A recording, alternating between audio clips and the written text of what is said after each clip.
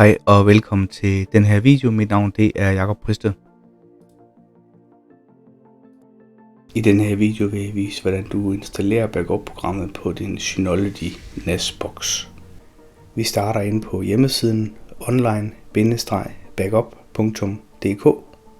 Her går vi op i topmenuen, trykker på gratis demo. Vi går ned til Synology. Og vi klikker på download demo.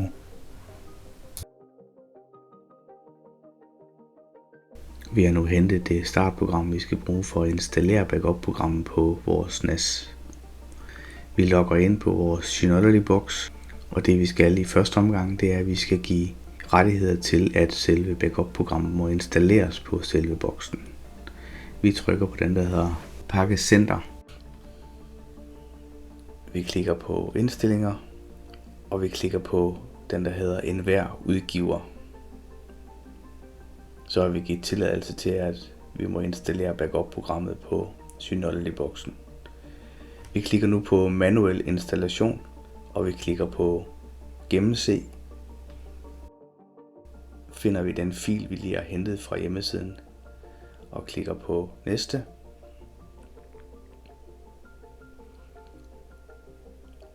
Vi accepterer nogle vilkår, og vi klikker på næste.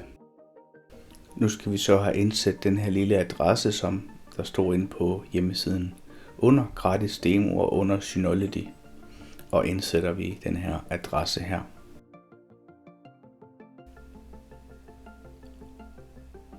Det der sker nu, det er, at selve backup-programmet bliver hentet fra nettet af og installeret på selve NAS-boksen. Der går lidt tid med det, især hvis du har en lidt ældre model, som jeg sidder med, så vil det jo opleve, at der går lidt tid. Når den er færdig, så afslutter den med at lukke ned.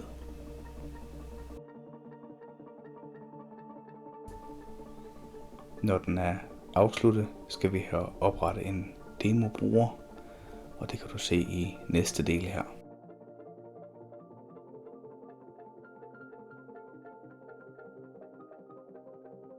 Jeg vil vise dig, hvordan du opretter en demokonto her. Du kan vælge at skifte til dansk, hvis der ikke allerede står det. Under login-navn kan du skrive dit navn, firmanavn eller måske navn på din NAS-boks.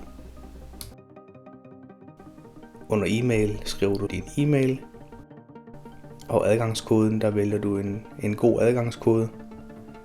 Det er vigtigt, at du husker den, fordi vi skal bruge den senere.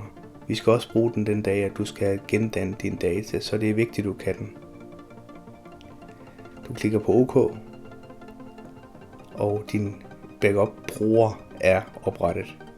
Næste video vil du se, hvordan du laver et backup af dine filer, hvordan du vælger dine filer, og hvordan du sætter selve backup-programmet op. Tak fordi du kiggede med.